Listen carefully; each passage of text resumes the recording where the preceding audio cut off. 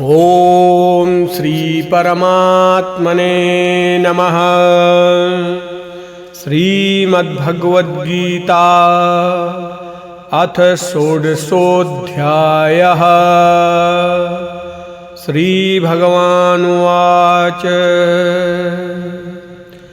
अभयं सत्त्वसंशुद्धिर्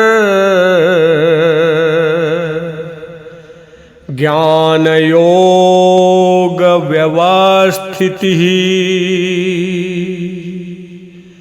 दानं दमश्च यज्ञश्च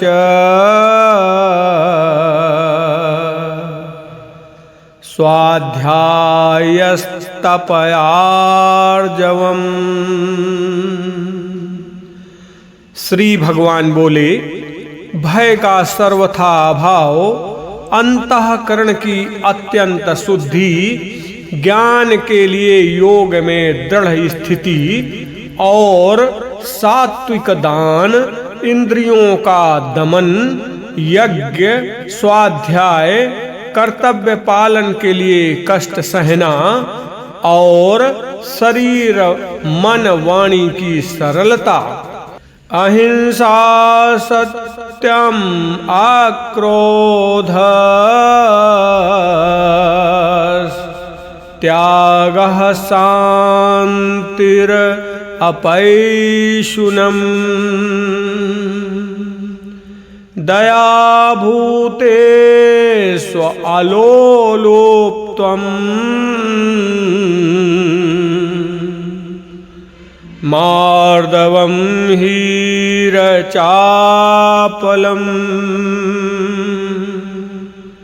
अहिंसा, सत्य भाषण, क्रोध न करना, संसार की कामना का त्याग, अंतःकरण में राग द्वेष जनित हलचल का न होना, चुगली न करना, प्राणियों पर दया करना, सांसारिक विषयों में न ललचाना, अंतःकरण की कोमलता, अकर्तव्य करने में लज्जा, चपलता का अभाव, तेजः, क्षमः, धृतिः, शौचम्,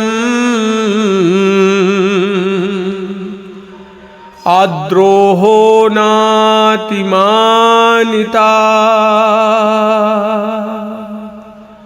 भवन्ति सम्पदं दैवीम्,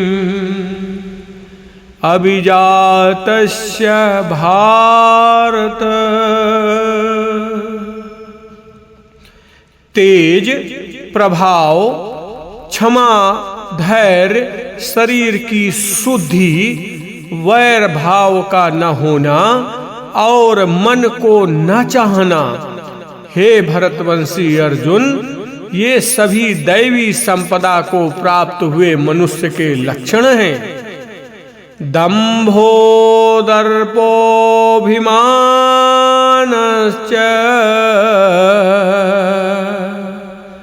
क्रोधः, पारुष्यमेव च, अज्ञानं चाभिजातस्य,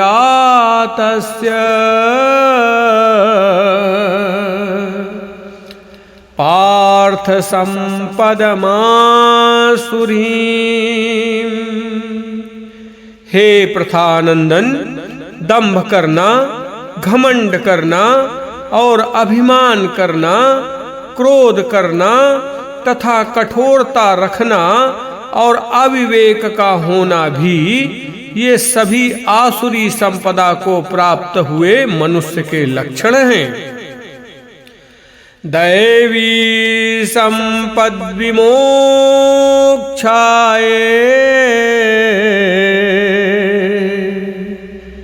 निबध्ना, दैवी संपद् विमोक्षाय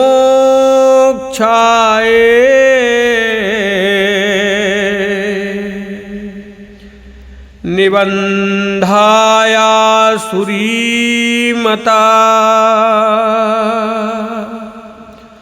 मा शुचः संपदं दैवीम् अभिजातोऽसि पांडव। दैवी संपत्ति मुक्ति के लिए और आसुरी संपत्ति बंधन के लिए मानी गई है। हे पांडव, तुम दैवी संपत्ति को प्राप्त हुए हो, इसलिए तुम शोक या चिंता मत करो। स्वामी राम सुखदास जी महाराज कहते हैं, जीव के एक ओर भगवान है और एक ओर संसार है। जब वो भगवान के सम्मुख होता है तब उसमें दैवी संपत्ति आती है, और जब वो संसार के सम्मुख होता है तब उसमें आसुरी संपत्ति आती है।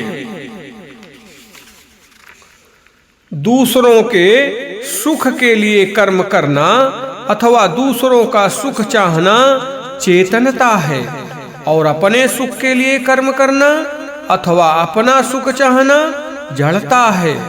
भजन ध्यान भी अपने सुख के लिए, अपने मान आदर के लिए करना जड़ता है। चेतनता की मुख्यता से दैवी संपत्ति आती है और जड़ता की मुख्यता से आसुरी संपत्ति आती है।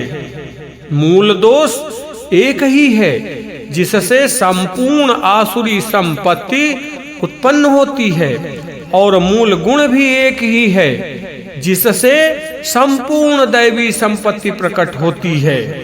मूल दोष है शरीर संसार की सत्ता और महत्ता स्वीकार करके उससे संबंध जोड़ना। मूल गुण है भगवान की सत्ता और महत्ता स्वीकार करके उनसे संबंध जोड़ना। यह मूल दोष और मूल गुण ही स्थान भेद से अनेक रूपों में दिखता है। जब तक गुणों के साथ अवगुण रहते हैं तभी तक गुणों की महत्ता दिखती है और उनका अभिमान होता है। कोई भी अवगुण न रहे तो अभिमान नहीं होता। अभिमान आसुरी संपत्ति का मूल है। अभिमान के कारण मनुष्य को दूसरों की अपेक्षा अपने में विशेषता दिखने लगती है। ये आसुरी संपत्ति है। अभिमान होने के कारण दैवी संपत्ति भी आसुरी संपत्ति की वृद्धि करने वाली बन जाती है।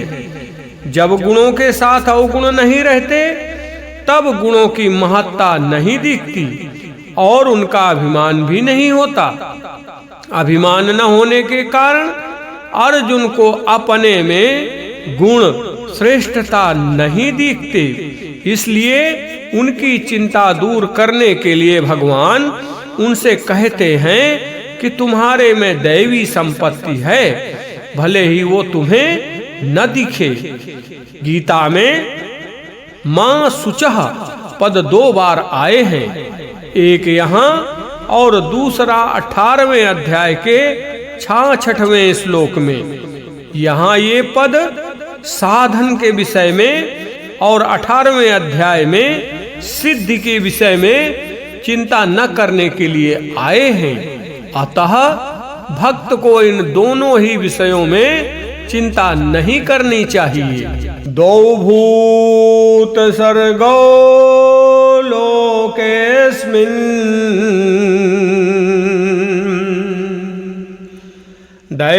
दैवयासुर एव च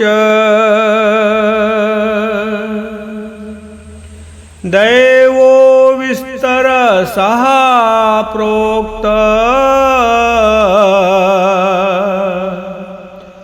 आसुरं पार्थ मे शृणु। इस लोक में 2 तरह के ही प्राणियों की सृष्टि है, दैवी और आसुरी। दैवी को तो मैंने विस्तार से कह दिया। अब हे पार्थ, तुम मुझसे आसुरी को विस्तार से सुनो। प्रवृत्तिम च निवृत्तिम च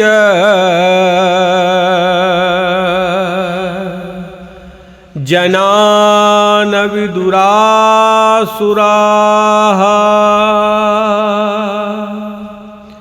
न शौचं नापि चाचारो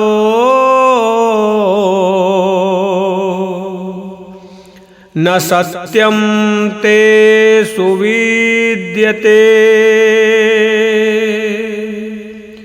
आसुरी प्रकृति वाले मनुष्य किसमें प्रवृत्त होना चाहिए और किससे निवृत्त होना चाहिए इसको नहीं जानते, और उनमें न तो बाह्य शुद्धि, न श्रेष्ठ आचरण तथा न सत्य पालन ही होता है।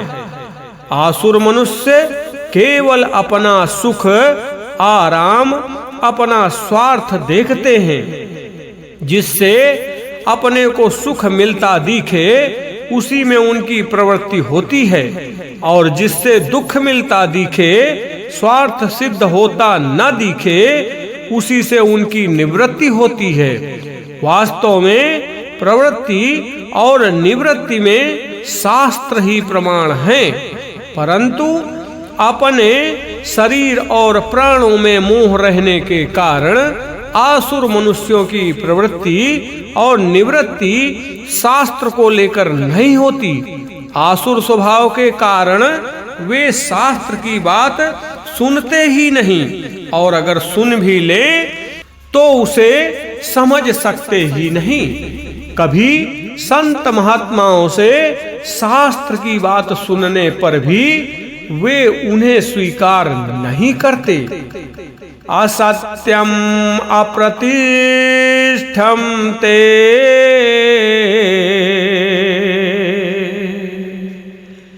जगदाहुर अनीश्वरम अपरस्पर संभूतम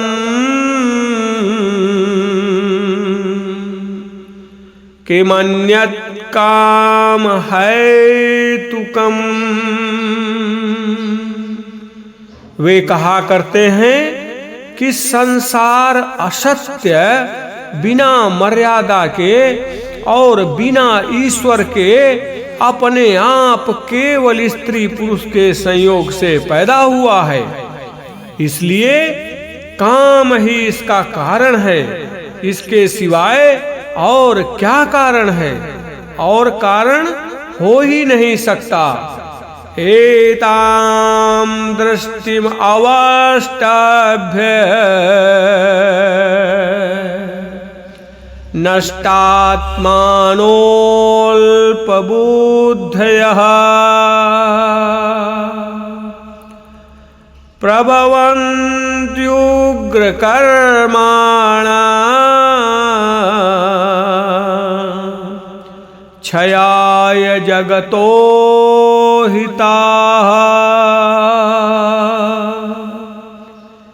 इस पूर्वोक्त नास्तिक दृष्टि का आश्रय लेने वाले जो मनुष्य अपने नित्य स्वरूप को नहीं मानते, जिनकी बुद्धि तुच्छ है, जो उग्र कर्म करने वाले और संसार के शत्रु हैं, उन मनुष्यों की सामर्थ्य का उपयोग जगत का नाश करने के लिए ही होता है।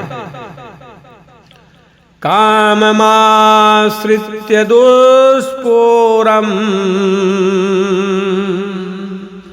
दम्भमानमदान्विताः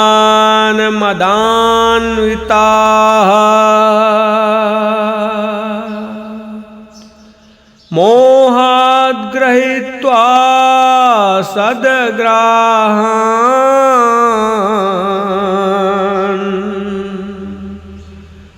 प्रवर्तन्ते शुचिव्रताः।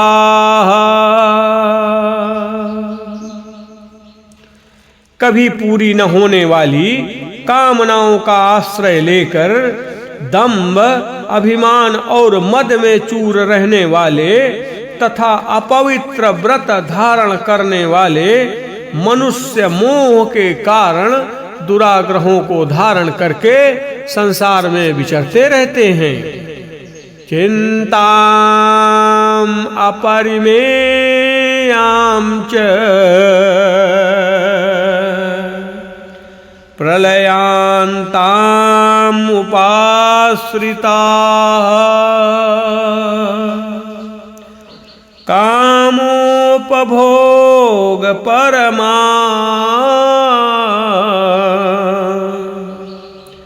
एतावदिति निश्चिताः।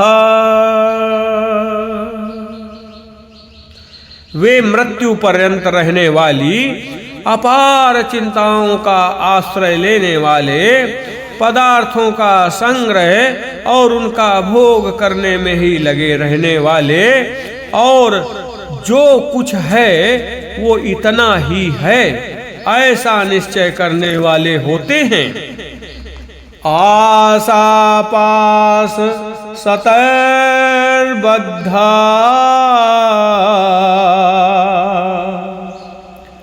कामक्रोध परायणाः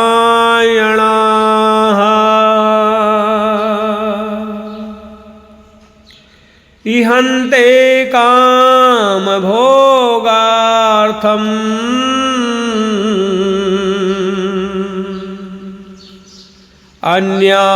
अन्यायेनार्थ संचयान्। वे आशा की सैकड़ों फांसियों से बंधे हुए मनुष्य काम क्रोध के परायण होकर पदार्थों का भोग करने के लिए अन्याय पूर्वक धन संचय करने की चेष्टा करते रहते हैं। जब तक मनुष्य का संबंध शरीर संसार के साथ रहता है तब तक उसकी कामनाओं का अंत नहीं आता।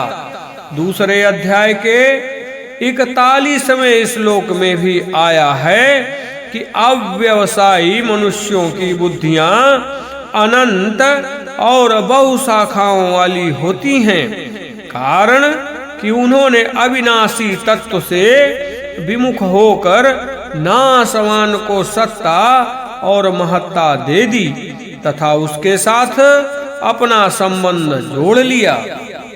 आसुर स्वभाव वाले मनुष्य काम और क्रोध को स्वाभाविक मानते हैं। काम और क्रोध के सिवाय उन्हें और कुछ दिखता ही नहीं, इनसे आगे उनकी दृष्टि जाती ही नहीं। मनुष्य समझता है कि क्रोध करने से दूसरा हमारे वश में रहेगा, परंतु जो मजबूर लाचार होकर हमारे वश में हुआ है वो कब तक वश में रहेगा? मौका पड़ते ही वो घात करेगा। अतः क्रोध का परिणाम बुरा ही होता है। इदमाद्य मया लब्धम् इमं प्राप्स्ये मनोरथम् इदम् अस्ति इदमपि मे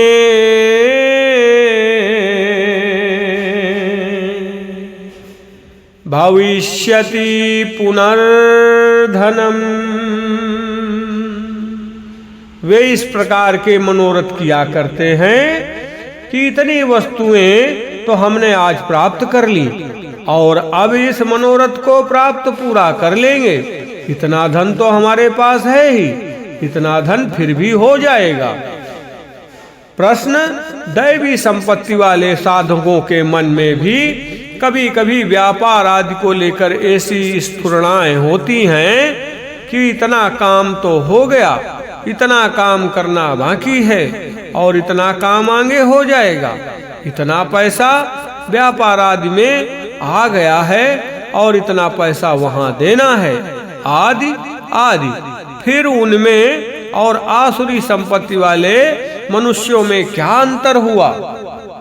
उत्तर, दोनों की वृत्तियां एक सी दिखने पर भी दोनों के उद्देश्य में बहुत अंतर है।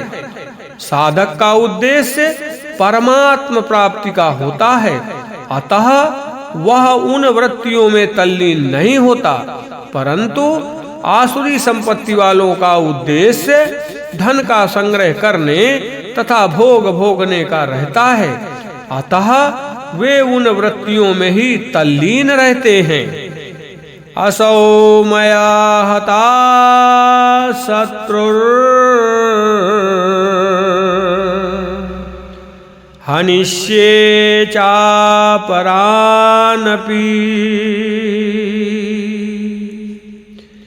ईश्वरो हम भोगी सिद्धो हम बलवान सुखी। वह शत्रु तो हमारे द्वारा मारा गया और उन दूसरे शत्रुओं को भी हम मार डालेंगे। हम ईश्वर सर्वसमर्थ हैं, हम भोग भोगने वाले हैं, हम सिद्ध हैं, हम बड़े बलवान और सुखी हैं। आड्योभिजनवान अस्मि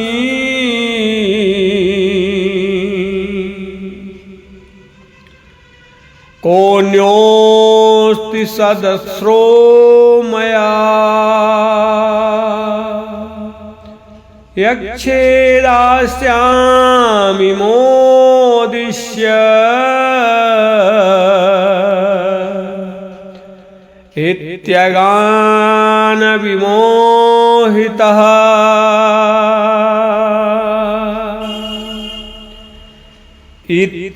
इत्यज्ञान विमोहितः। हम धनवान हैं, हम बहुत से मनुष्य हमारे पास हैं, हमारे समान दूसरा कौन है। हम खूब यज्ञ करेंगे, दान देंगे और मौज करेंगे। इस तरह वे अज्ञान से मोहित रहते हैं। अनेक चित्त विभ्रांता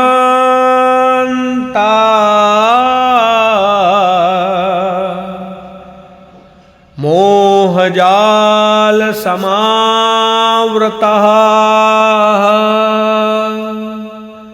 प्रसक्ता काम भोगेषु पतन्ति नरकेषु च। कामनाओं के कारण तरह तरह से भ्रमित चित्त वाले मोहजाल में अच्छी तरह से फंसे हुए तथा पदार्थों और भोगों में अत्यंत आसक्त रहने वाले मनुष्य भयंकर नरकों में गिरते हैं। ऊंचे लोकों की अथवा नरकों की प्राप्ति होने में क्रिया और पदार्थ कारण नहीं है, प्रत्युत भीतर का भाव कारण है।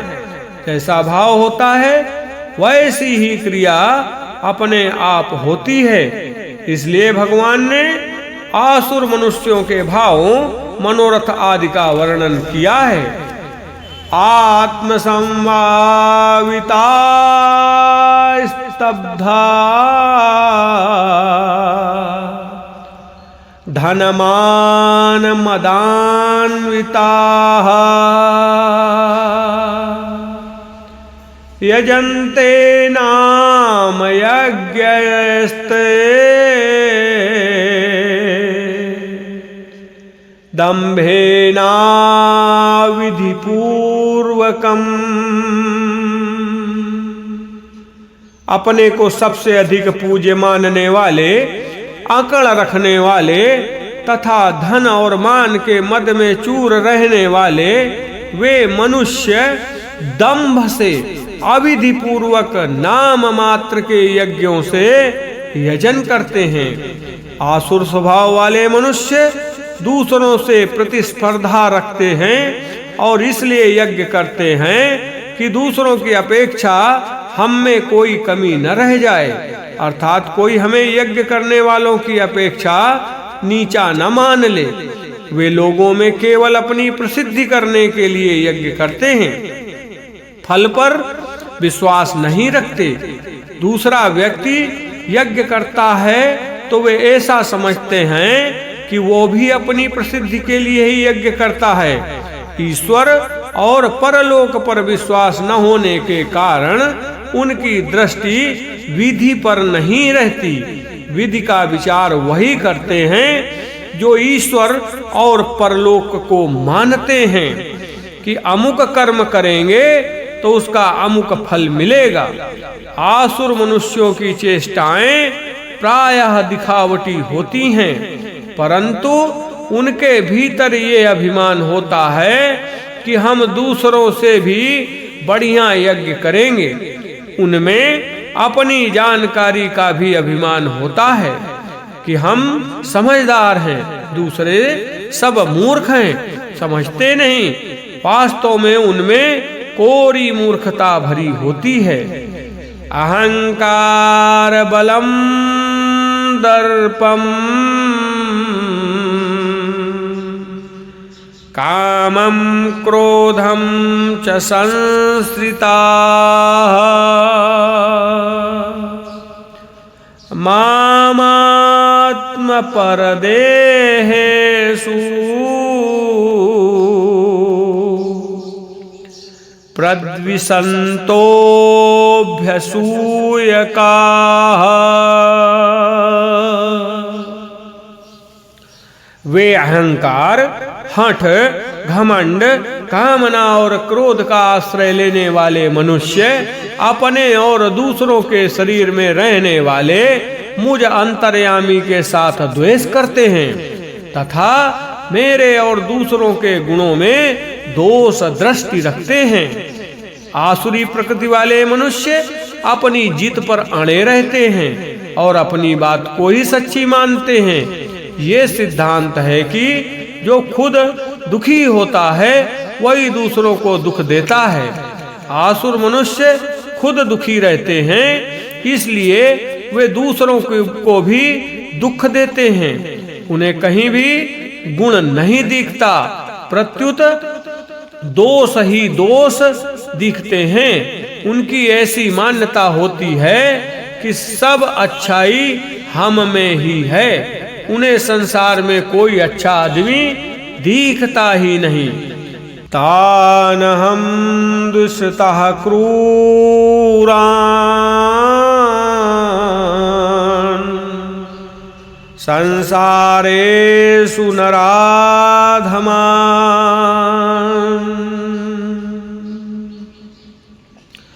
क्षिपाम्यजस्रमशुभानाम् आसुरीष्वेव योनिषु। उन द्वेष करने वाले, क्रूर स्वभाव वाले और संसार में महान नीच अपवित्र मनुष्यों को मैं बार बार आसुरी योनियों में ही गिराता रहता हूँ। भगवान का क्रूर निर्दय आसुर मनुष्यों में भी अपनापन है। भगवान उनको पराया नहीं समझते, अपना द्वेषी वैरी नहीं समझते, प्रत्युत अपना ही समझते हैं। जैसे हितैषी अध्यापक विद्यार्थियों पर शासन करके उनकी ताड़ना करके पढ़ाते हैं जिससे वे विद्वान बन जाएं, उन्नत बन जाएं, ऐसे ही जो मनुष्य भगवान को नहीं मानते उनका खंडन करते हैं, उनको भगवान आसुरी योनियों में गिराते हैं जिससे उनके किए हुए पाप दूर हो जाएं और वे शुद्ध निर्मल बनकर अपना कल्याण कर लें। आसुरीं योनिमापन्ना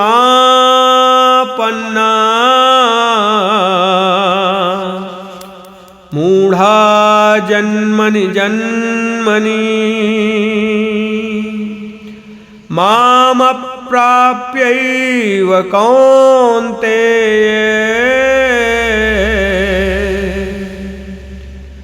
ततो यान्त्यधमां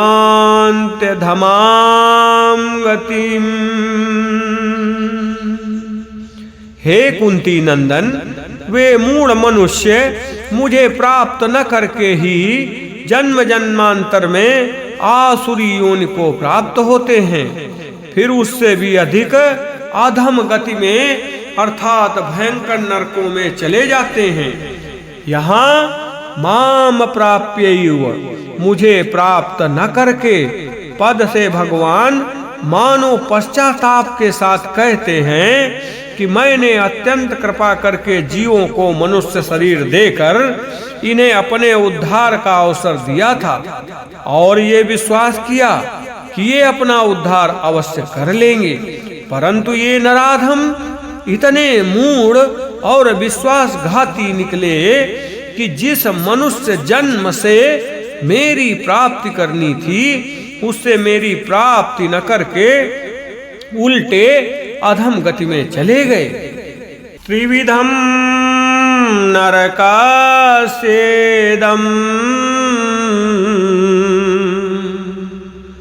द्वारं नाशनमात्मनः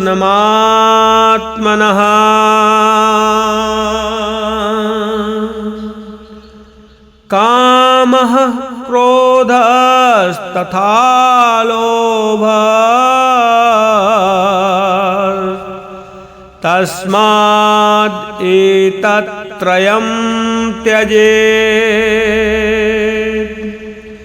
काम, क्रोध और लोभ, ये 3 प्रकार के नरक के दरवाजे जीवात्मा का पतन करने वाले हैं, इसलिए इन तीनों का त्याग कर देना चाहिए। भोग की इच्छा को लेकर काम तथा संग्रह की इच्छा को लेकर लोभ आता है और इन दोनों में बाधा पड़ने पर क्रोध आता है। ये तीनों ही आसुरी संपत्ति के मूल हैं। सब पाप इन तीनों से ही होते हैं। एतैर्विमुक्तः कौन्तेय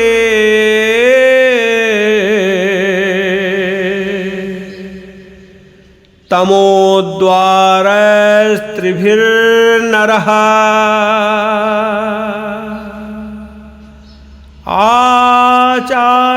आचारत्यात्मना श्रेय ततो याति पराम गतिम। हे कुंती नंदन, इन नरक के तीनों दरवाजों से रहित हुआ जो मनुष्य अपने कल्याण का आचरण करता है वह उससे परम गति को प्राप्त हो जाता है। काम, क्रोध, लोभ से रहित होने का तात्पर्य है इनके त्याग का उद्देश्य रखना, इनके वश में न होना। काम से, क्रोध से अथवा लोभ से किया गया शुभ कर्म भी कल्याणकारक नहीं होता, इसलिए इनके त्याग की तरफ विशेष ध्यान देना चाहिए। काम, क्रोध, लोभ को पकड़े रहने से कल्याण का आचरण, जप, ध्यान आदि करने पर भी कल्याण नहीं होता, क्योंकि ये संपूर्ण पापों के कारण तथा संपूर्ण अच्छे गुणों का भक्षण करने वाले हैं। यह शास्त्र विधिम उत्सृज्य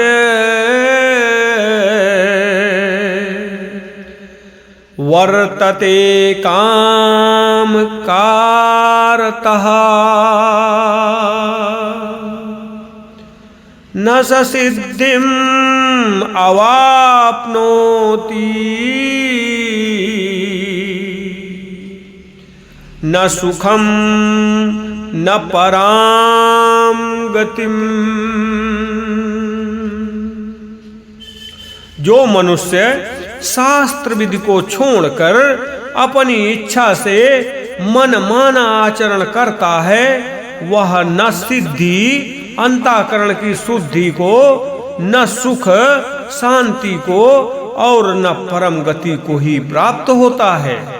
जैसे रोगी अपनी दृष्टि से तो कुपथ्य का त्याग और पथ्य का सेवन करता है, पर वो आसक्तिवश कुपथ्य ले लेता है, जिससे उसका रोग और अधिक बढ़ जाता है। ऐसे ही आसुर मनुष्य अपनी दृष्टि से तो अच्छा काम करते हैं, पर भीतर में काम, क्रोध और लोभ रहने के कारण वे शास्त्र विधि की अवहेलना करके मनमाने ढंग से काम करने लग जाते हैं, जिससे वे अधोगति में चले जाते हैं। वे अभिमान के कारण अपने को सिद्ध और सुखी मानते हैं। सिद्धोहम बलवान सुखी, ये पर वास्तव में वे न सिद्ध होते हैं न सुखी। उनके भीतर अभिमान और द्वेष की अग्नि जलती रहती है। तस्मात् शास्त्रं प्रमाणं ते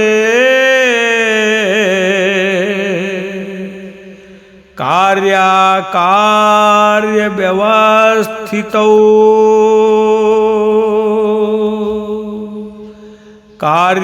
कार्याकार्य व्यवस्थितौ ज्ञात्वा शास्त्र विधानोक्तम्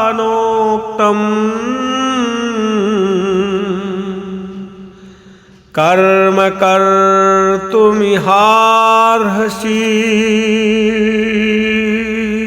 अतः तेरे लिए कर्तव्य अकर्तव्य की व्यवस्था में शास्त्र ही प्रमाण है। ऐसा जानकर तू इस लोक में शास्त्र विधि से नियत कर्तव्य कर्म करने योग्य है, अर्थात तुझे शास्त्र विधि के अनुसार कर्तव्य कर्म करने चाहिए। 7वें श्लोक में भगवान ने कहा था कि आसुर स्वभाव वाले मनुष्य कर्तव्य अकर्तव्य को नहीं जानते। यहाँ भगवान कहते हैं कि वो आसुर स्वभाव शास्त्र के अनुसार आचरण करने से ही मिटेगा। प्रश्न, जो शास्त्र पढ़े हुए नहीं हैं, उन्हें कर्तव्य का ज्ञान कैसे होगा? उत्तर, यदि उनका अपने कल्याण का उद्देश्य होगा तो अपने कर्तव्य का ज्ञान स्वतः होगा, क्योंकि आवश्यकता आविष्कार की जननी है। यदि अपने कल्याण का उद्देश्य नहीं होगा तो शास्त्र पढ़ने पर भी कर्तव्य का ज्ञान नहीं होगा। उल्टे अज्ञान बढ़ेगा कि हम अधिक जानते हैं। जिनके आचरण शास्त्र के अनुसार होते हैं, ऐसे संत महापुरुषों के आचरणों और वचनों के अनुसार चलना भी शास्त्रों के अनुसार ही चलना है।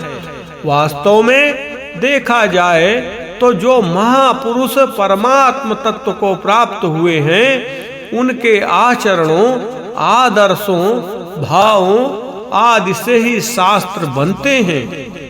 इतिहास के आधार पर सत्य का निर्णय नहीं हो सकता, कारण कि उस समय समाज की क्या परिस्थिति थी और किसने किस परिस्थिति में क्या किया और क्यों किया, किस परिस्थिति में क्या कहा और क्यों कहा, इसका पूरा पता नहीं लग सकता। इसलिए इतिहास में आई अच्छी बातों से मार्गदर्शन तो हो सकता है, पर सत्य का निर्णय शास्त्र के विधि निषेध से ही हो सकता है।